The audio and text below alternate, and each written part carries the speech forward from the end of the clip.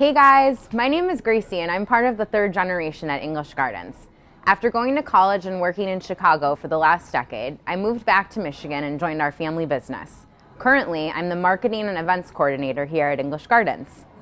Although I've grown up in this business, I am very new to the world of plants. This past summer, I moved into my own place, and unlike city living, I now have a whole house and yard to take care of.